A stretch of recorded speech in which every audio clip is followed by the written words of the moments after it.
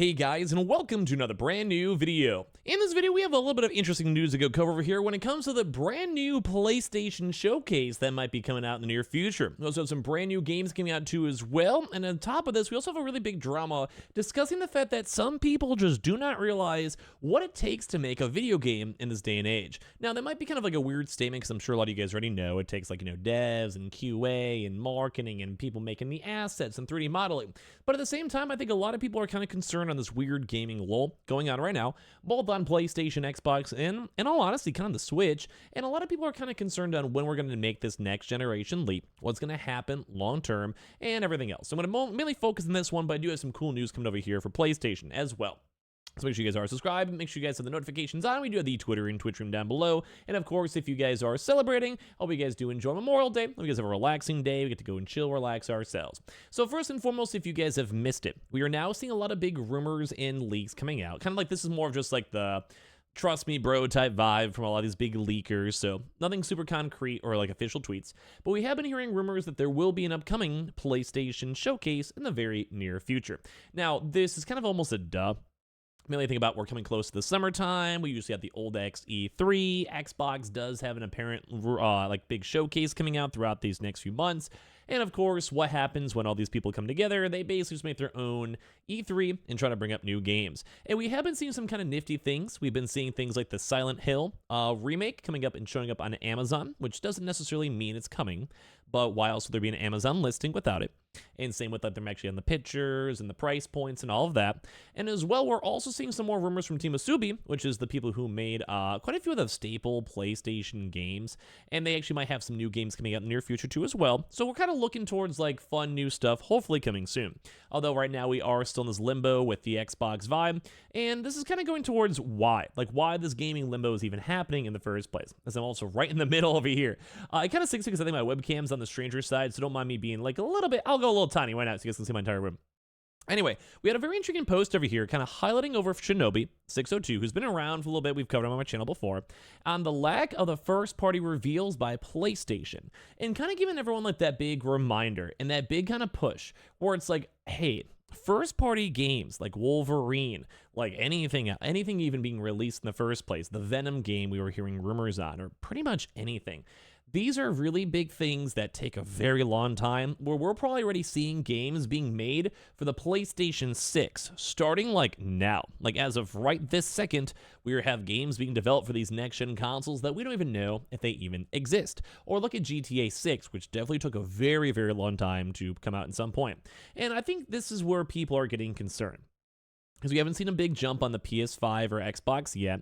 We're waiting for the next console generation. People are still selling and being able to buy Call of Duty games in the PS4, which has kind of been the big drama throughout this month.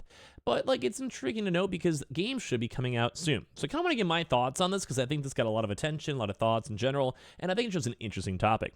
And I want to know if you guys have been kind of overall even happy with this console generation. Like, I love games, I love gaming, I like playing games, but I do kind of feel like a lot of these console games have been good experiences, but very kind of fair, like spread out. And I've liked it. Like, I've enjoyed God of War. I've enjoyed a lot of these games. I'm going to probably play Spider-Man, maybe on YouTube, like live, and do some comfy streams of it. But at the end of the day, it's like, we need more. And maybe I'm one of these people who need to read this and talk about this, but they basically start off saying, Wolverine was announced years ago, and I don't know the details of why they decided to do that so early. Could have had been a Disney thing maybe to kind of pre-hype up the game. Because this has been multiple years now at this point. We're just waiting for anything on Wolverine. And I'm sure those really big leaks that happen are probably send things back a decent bit, but still. Could have just been Insomniac wanting to hype up their fans, or for recruiting talent, or any number of reasons. Fizzant could just be a Kojima being Kojima. He's on his own planet. I don't mean that there's a mandate from up top at Sony or something, but based on the convos I've had, it sounds like some teams like to have windows nailed down more concretely before announcing things. And I agree on that. When it comes to me playing games, like Wolverine's been lingo for a while, to the point where I'm not really that excited for it. Now, once we get maybe a little closer, official release date, maybe I'll be hyped up, yeah. But right now I know it exists. I've seen a little bit of gameplay. Looks cool, but I'm not hyped up for it. And I'm one of those people where I like it better when they're like, hey, this game's been in the works for 7 years. We can announce this at Xbox. We have a concrete release date of like 11/11, and it's gonna happen no matter what, or apparently so. We've seen a lot of games get delayed out. We see a lot of games have issues. We have a lot of games that like should have definitely had like another year or so to go cook. And it kind of makes me sad because we need to make sure these games are good. Like, I don't want to spend $70 on a trash game. And I think that's another big reason is that we don't necessarily know how to fine-tune these big windows because there's a lot of moving parts nowadays in games. Like, some people can make a game with 5-10 people. You can push and update that same date. But if you have a team with 1,000 people and there's a lot of other stuff and hierarchies, it make things a lot harder to as well. Plus, also, there's things like Marvel involved. They may even have to have a say in too for big changes, and that's a big deal. It takes a long time. So there's one that a while ago, I definitely expected would show up to this upcoming event, and this is in regards to the potential upcoming PlayStation event in the near future. Saying it because it's been in the works for a good minute, but won't, and that's just how they prefer to do things, and that's fine, I guess. But I think some people in here really just want to be a perpetual hype mode, which I kind of am. Like, I'm a YouTuber, technically, I'm a Twitch streamer, technically, so I'm always, like, looking forward to the next big thing, that dopamine rush, things to talk about, whatever.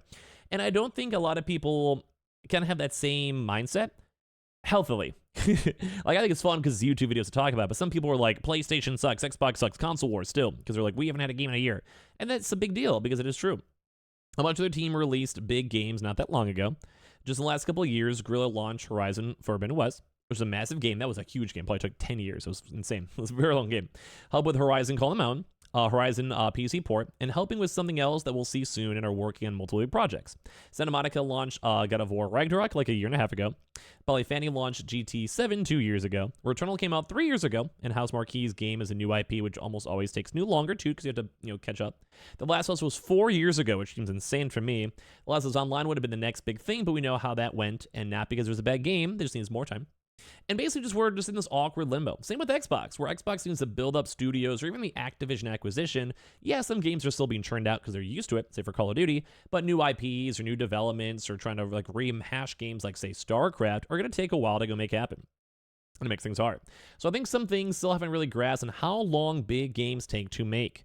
I've been on a couple projects for years whose release dates I was expecting to be announced at this point or that point, and they took longer because game dev is just hard. And that's true. Like, I think game devs work very hard in the industry. Whether it's making 3D models, whether it's having to remake stuff, doing audio, doing animations, or even just making and coding the game to make sure it's optimized well can be a challenge, especially as hardware gets more dated. Let's say you start making a game on the day one PS5 came out. 5 years down the road, it's still going to be a hard, like, you still kind of lose technological power. That's why people work on it early. That's why we're probably making PS6 games now too. And this is why it's crazy, because a lot of people are holding off, saying every company has some blockbuster dry spells here and there. Nintendo's not releasing a new Zelda or Mario or Metroid every few years, which is true. And I wish they would, but it's true. They supplement with spin-offs and stuff that they're good with that, but I don't think they have the huge blockbusters every year. We can clearly see Xbox is definitely not averse to it either. Sometimes the way things line up, you have peaks and valleys, which is true as well. Like sometimes you have like 10 games coming out in a week, and then you have no games for 4 months, and it's kind of a big struggle. And I think this is why Game Pass has a lot of issues too as well. I personally don't think PlayStation is a first-party problem. Sure, it could be better, and I understand people want to specifically know, okay, where's Sucker Punch? Where's Bend? Where's Santa Monica? Where's Naughty Dog? And I agree, I sometimes like to see in a random update just knowing that they actually are working. I'm sure they're all working on something, and I'm sure they're working on multiple projects and new IPs and other stuff too. But at the same time, I want to know. And we just don't know.